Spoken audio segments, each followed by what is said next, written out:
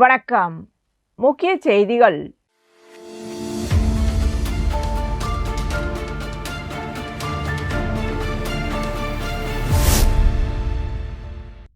புதுச்சேரி முதலமைச்சர் ரங்கசாமியின் ஆன்மீக குருவான அப்பா பைத்திய சுவாமிகளின் 165வது குரு பூஜை புதுச்சேரி கோரமேடு பகுதியில் உள்ள கோவிலில் நடைபெற்றது. குரு பூஜை விழாவை முன்னிட்டு அப்பா பைத்திய சுவாமிக்கு சிறப்பு அபிஷேக ஆராதனை நடத்தப்பட்டு சிறப்பு அலங்காரம் செய்யப்பட்டது. தொடர்ந்து முதலமைச்சர் ரங்கசாமி மகா தீபாராதனை காண்பித்து சுவாமி தரிசனம் செய்தார். குரு பூஜை விழாவில் வெற்றி பெற்ற சட்டமன்ற உறுப்பினர்கள் நேரு, மல்லாடி கிருஷ்ணாராவ், ஏகேடி ஆறுமுகம், ஐயப்பன், மோகன்தாஸ், அழகு உள்ளிட்ட பக்தர்கள் பங்கேற்று அப்பா பைத்திய சுவாமியை தரிசனம் செய்தனர். மேலும் அனைவருக்கும் அன்னதானம் வழங்கப்பட்டது.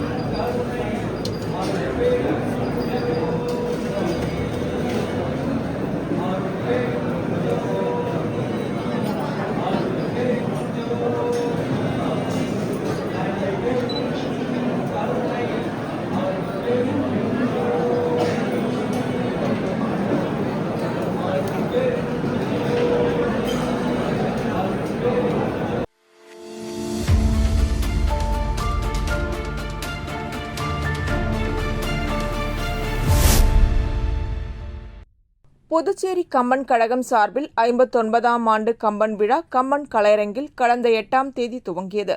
கம்பன் கழக தலைவர் செல்வகணபதி முன்னிலை வகிக்க முன்னாள் சபாநாயகரும் கம்பன் கழக செயலாளருமான சிவக்கொழுந்து வரவேற்றார்.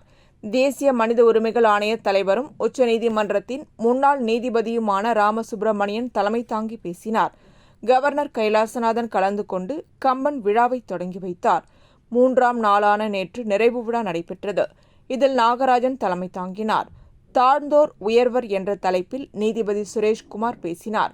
ராஜமாணிக்கம், நமச்சிவாயம், இளம்பிறை, மணிமாறன் ஆகியோர் காரணமும் காரியமும் என்ற தலைப்பில் பேசினர். பிறகு முதல் நாள் வழங்கப்பட்ட தீர்ப்பை எதிர்த்து மேல்முறையீடு நடைபெற்றது. நடுவர்கள் ராமசுப்பிரமணியன், ராமலிங்கம், சத்யசுந்தரம் ஆகியோர் மேல்முறையீடு குறித்து பேசினர். நோக்கர்கள் சார்பில் விஜயகிருஷ்ணன், சடாயுவின் சார்பில் தேவி குணசேகரன், திரிசடையின் சார்பில் புதுவை பாரதி, தாமரையின் சார்பில் ஸ்ரீ பிரசாந்தன், பதிவாளர் சார்பில் ரவிக்குமார் ஆகியோர் சிறப்புரையாற்றினர். இவ்விழாவில் கம்பன் தமிழமுதும், வரங்களால் உயர்ந்த வாலி என்ற நூல்கள் வெளியிடப்பட்டது. கம்பன் விழாவில் கருத்தரங்கம், கவியரங்கம், பட்டிமன்றம் உள்ளிட்ட பல்வேறு நிகழ்ச்சிகள் நடைபெற்றது. இதில் கவிஞர்கள் ஏராளமானோர் கலந்து கொண்டனர். நிறைவாக கம்பன் கழக செயலாளர் சிவக்கொழுந்து அனைவருக்கும் நன்றி தெரிவித்தார்.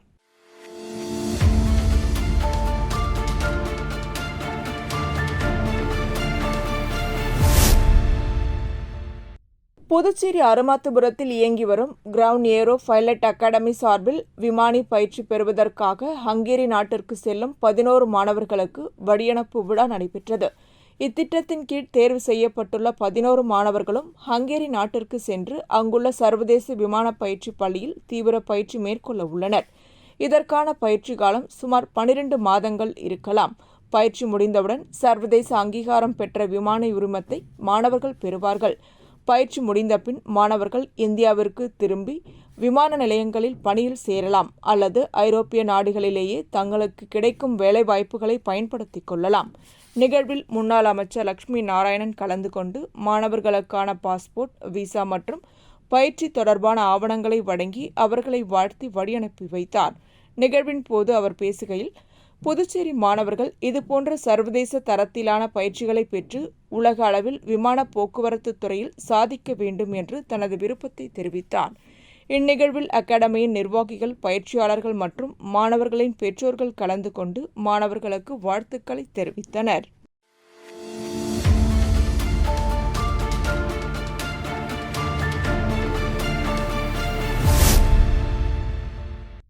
புதுச்சேரி உழவர்கரை ஜென்மராக்கினி அன்னை ஆலயத்தில் 311ஆம் ஆண்டு விழாவை ஒட்டி ஆடம்பர தேர்பவனி நடைபெற்றது. உழவர்கரை ஜென்மராக்கினி அன்னை ஆலயத்தில் 311ஆம் ஆண்டு விழா கடந்த 1ஆம் தேதி காலை கொடியானது ஆலயத்தை சுற்றி வலம் வந்து ஏற்றப்பட்டது. காலை 6:30 மணிக்கு ஜான் பாஸ்கோ தலைமையில் கொடியேற்ற திருப்பலி நடைபெற்றது. மாலை 5:30 மணிக்கு தருமபுரி மறைமாவட்ட அலெக்ஸ் தலைமையில் சிறப்பு திருப்பலி நடைபெற்றது. 2ஆம் தேதி முதல் 9ஆம் தேதி வரை காலை 6:30 மணிக்கு திருப்பலி, மாலை 5:30 மணி அளவில் தேர்பவனி ஆகியவை நடைபெற்றன. மேலும் கும்பகோணம் மறைமாவட்ட ஜீவானந்தம் அமலநாதன் தலைமையில் பெருவிழா சிறப்பு கூட்டு திருப்பலி நடைபெற்றது. மாலை 5:30 மணிக்கு சேலம் மறைமாவட்ட அருள் செல்வம் ராயப்பன் தலைமையில் சிறப்பு கூட்டு திருப்பலியை தொடர்ந்து இரவு 7:30 மணிக்கு ஆடம்பர தேர்பவனியில் ஏராளமான கிறிஸ்தவர்கள் கலந்து கொண்டனர். இதற்கான ஏற்பாடுகளை ஆலய நிர்வாகிகள் செய்திருந்தனர்.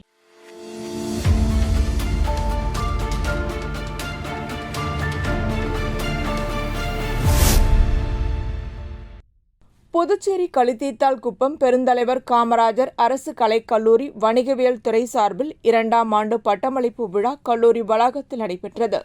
தமிழ்த்தாய் வாழ்த்துடன் விழா தொடங்கியது. மாணவ சாக்ரட்டிஸ் வரவேற்புரை வழங்கி விழாவில் கலந்து கொண்ட அனைவரையும் வரவேற்றார். கல்லூரி முதல்வர் டாக்டர் கதிர்வேல் தலைமை தாங்கி சிறப்புரையாற்றி பேசுகையில், மாணவர்கள் கல்வியுடன் ஒழுக்கம், பொறுப்புணர்வு மற்றும் சமூக பங்களிப்பையும் வளர்த்து கொள்ள வேண்டும் என்று அறிவுறுத்தினார். வணிகவியல் துறை தலைவர் டாக்டர் செந்தமிழ் ராஜா முன்னிலை வகித்து மாணவர்கள் கல்வியில் தொடர்ந்து முன்னேறி உயர்ந்த நிலையை அடைய வேண்டும் என்று வாழ்த்துரை வழங்கினார். மேலும் துணை பேராசிரியர்கள் ஆல்பர்ட் ஜோசப், ராஜ், ராகினி, ஃபைரோஸ், அருண் ஆகியோர் பட்டம் பெற்ற மாணவர்களுக்கு வாழ்த்துக்களை தெரிவித்தனர். இந்த பட்டமளிப்பு விழாவில் 50க்கும் மேற்பட்ட மாணவர்கள் கலந்து கொண்டு பட்டங்களை பெற்றுக் கொண்டனர். இந்நிகழ்ச்சியில் அனைத்து துறை துணை பேராசிரியர்கள், மாணவர்கள், மாணவர்களின் பெற்றோர்கள் கலந்து கொண்டனர். நிறைவாக மாணவி சுபலட்சுமி நன்றி கூறினார்.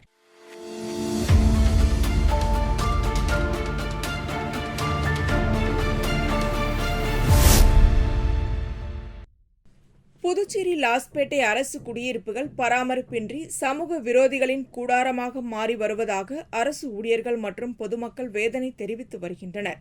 லாஸ்பேட்டையில் அரசு ஊழியர்கள் வசிப்பதற்காக 1 முதல் 5 பிரிவுகளாக பிரிக்கப்பட்ட 616 பிரம்மாண்ட குடியிருப்புகள் கட்டப்பட்டுள்ளன. ஆனால் தற்போது அவை பராமரிப்பின்றி பரிதாபமான நிலையில் காணப்படுகின்றன. பல வீடுகள் ஆள் நடமாட்டமின்றி புதர்மண்டி கிடக்கின்றன.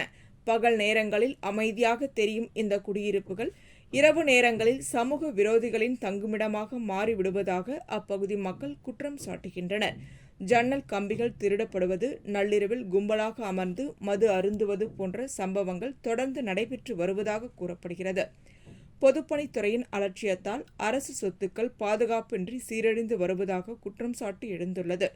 இந்த வீடுகளில் அரசு ஊழியர்கள் குடியேற மறுப்பதற்கான காரணம் குறித்து ஊழியர்கள் கூறுகையில், குடியிருப்புகளின் சுவர்கள் பெயர்ந்து விழும் நிலையில் உள்ளதாகவும் அடிப்படை வசதிகள் முற்றிலும் பாதிக்கப்பட்டுள்ளதாகவும் தெரிவித்தனர்.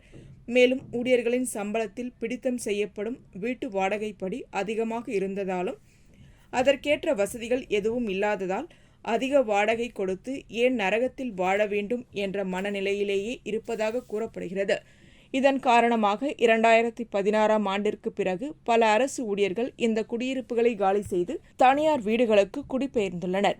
இதனால் அரசுக்கு கிடைக்க வேண்டிய கோடிக்கணக்கான வருமானமும் பாதிக்கப்பட்டுள்ளதாக கூறப்படுகிறது. கடந்த 10 ஆண்டுகளில் IAS அதிகாரிகளின் சொகுசு பங்களாக்கள் சீரமைப்பிற்காக கோடிக்கணக்கான ரூபாய் செலவிடப்பட்டுள்ளதாகவும், ஆனால் அடித்தட்டு மற்றும் நடுத்தர அரசு ஊழியர்களின் குடியிருப்புகள் புனரமைக்கப்பட்டுள்ளதாக ஊழியர்கள் ஆதங்கம் தெரிவித்துள்ளனர். உயர் அதிகாரிகளுக்கு ஒரு நீதி, உழைக்கும் வர்க்கத்திற்கு ஒரு நீதியா என்ற கேள்வியையும் அவர்கள் எழுப்பியுள்ளனர். எனவே லாஸ்பேட்டை அரசு குடியிருப்புகளை உடனடியாக நவீனமயமாக்கி நியாயமான வாடகையில் அரசு ஊழியர்களுக்கு ஒதுக்கினால் மாதந்தோறும் கோடிக்கணக்கான வருமானம் அரசு கஜானாவிற்கு கிடைக்கும் எனவும் அரசு ஊழியர்கள் வலியுறுத்தியுள்ளனர்.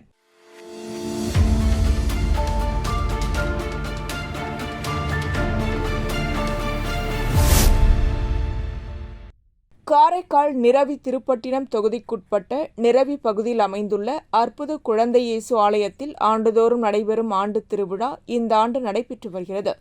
இந்த ஆண்டு திருவிழா கடந்த 5ஆம் தேதி கொடியேற்றத்துடன் தொடங்கியது.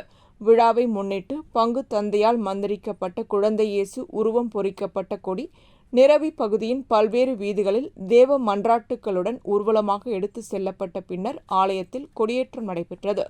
அதனைத் தொடர்ந்து சிறப்பு திருப்பலியும் நடைபெற்றது. திருவிழாவின் முக்கிய நிகழ்வான ஆடம்பர தேர்பவனி நடைபெற்றது. மலர்கள் மற்றும் மின் விளக்குகளால் அலங்கரிக்கப்பட்ட தேரில் குழந்தை இயேசு திருவுருவம் எழுந்தருள கிறிஸ்தவர்கள் கலந்து கொண்டு பிரார்த்தனை செய்தனர். இந்த அலங்கார தேர்பவனியில் நிரவி திருப்பட்டினம் தொகுதி சட்டமன்ற உறுப்பினர் மீனாட்சி சுந்தரம் உள்ளிட்டோர் கலந்து கொண்டனர்.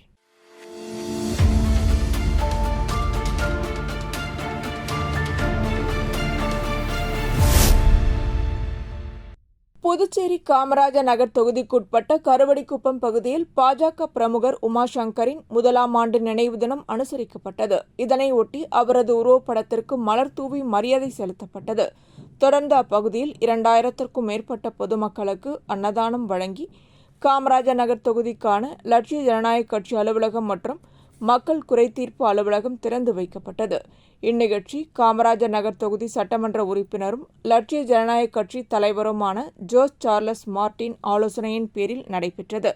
இந்நிகழ்ச்சியில் முதலியார்பேட்டை தொகுதி சட்டமன்ற உறுப்பினர் ஜான்குமார், முன்னாள் சட்டமன்ற உறுப்பினர் ரிச்சர்ட், ஜேசிஎம் மக்கள் மன்ற தலைவர் ரீகன், லட்சிய ஜனநாயக கட்சியின் பொதுச் செயலாளர்கள் சுரேஷ், டாக்டர் துரைசாமி உள்ளிட்டோர் கலந்து கொண்டனர். மேலும் லட்சிய ஜனநாயக கட்சியின் மாநில மற்றும் தொகுதி நிர்வாகிகள் நிகழ்ச்சியில் பங்கேற்றனர். இந்நிகழ்ச்சிக்கான ஏற்பாடுகளை உமாசங்கரின் தந்தையும் பாஜக ஓபிசி அணி செயற்குழு உறுப்பினருமான காசிலிங்கம் மற்றும் அவரது குடும்பத்தினர் செய்திருந்தனர்.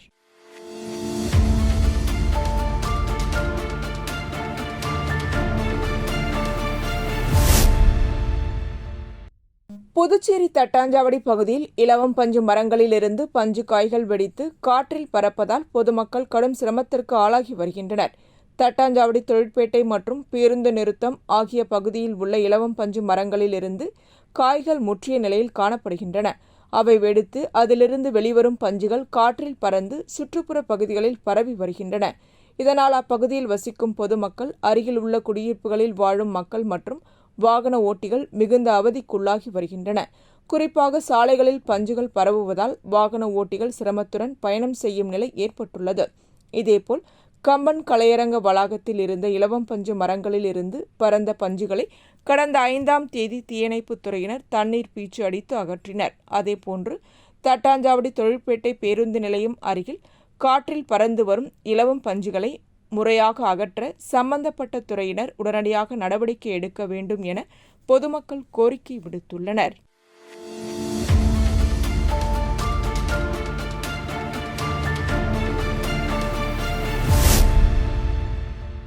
சேதராப்பட்டு தொழிற்பேட்டையில் இயங்கி வரும் L&T நிறுவன தொழிலாளர்கள் மற்றும் தொழிற்சங்க நிர்வாகிகள் மீது பதிவு செய்யப்பட்டுள்ளதாக கூறப்படும் பொய் வழக்குகளை திரும்பப் பெற வலியுறுத்தியும் சேதராப்பட்டு காவல் உதவி ஆய்வாளரை பணியிட மாற்றம் செய்யக்கோரியும் சேதராப்பட்டு திருபுவனை தொழிற்பேட்டை அனைத்து தொழிலாளர்கள் தொழிற்சங்கங்களின் ஒருங்கிணைப்பு நிர்வாகிகள், முதுநிலை காவல் கண்காணிப்பாளர் மற்றும் காவல் கண்காணிப்பாளர் ஆகியோரிடம் மனு வழங்கினர்.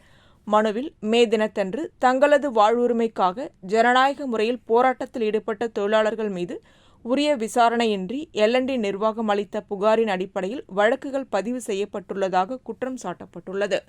போராட்டத்தில் பங்கேற்றதாக தொழிலாளர்கள் மீது வழக்கு பதிவு செய்யப்பட்டிருப்பது தொழிலாளர்களிடையே அதிர்ச்சியை ஏற்படுத்தி உள்ளதாக தெரிவிக்கப்பட்டுள்ளது. கடந்த 2023ஆம் ஆண்டு ஆகஸ்ட் 3ஆம் தேதி தொழிற்சாலை மூடப்பட்டதாக L&T நிர்வாகம் தொழிலாளர் துறையில் கடிதம் அளித்த நிலையில் தொழிலாளர்கள் சார்பில் புதுச்சேரி தொழிலாளர் நீதிமன்றத்தில் 25க்கும் மேற்பட்ட வழக்குகள் தொடர்ந்து நடைபெற்று வருவதாகவும் குறிப்பிடப்பட்டுள்ளது. இந்த வழக்குகளில் L&T நிர்வாகம் முறையாக ஆஜராகாமல் சட்ட ரீதியான நடவடிக்கைகளுக்கு ஒத்துழைப்பு வழங்காமல் இருப்பதாகவும் தொழிற்சங்கங்கள் குற்றம் சாட்டியுள்ளன.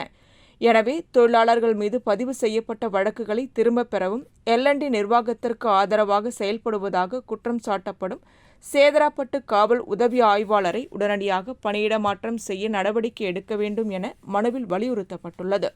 மேலும் தொழிற்பேட்டை பகுதிகளில் சட்டம் ஒழுங்கு பிரச்சினைகள் ஏற்படாமல் தடுக்கவும், தொழிலாளர்கள் பாதுகாப்புடன் பணியாற்றவும் புதுச்சேரி தொழிலாளர்கள் நீதிமன்றத்தில் நடைபெற்று வரும் வழக்குகளுக்கு விரைந்து தீர்வு காண L&T நிர்வாகத்திற்கு அதிகாரிகள் அறிவுறுத்த வேண்டும் என்றும் கோரப்பட்டுள்ளது.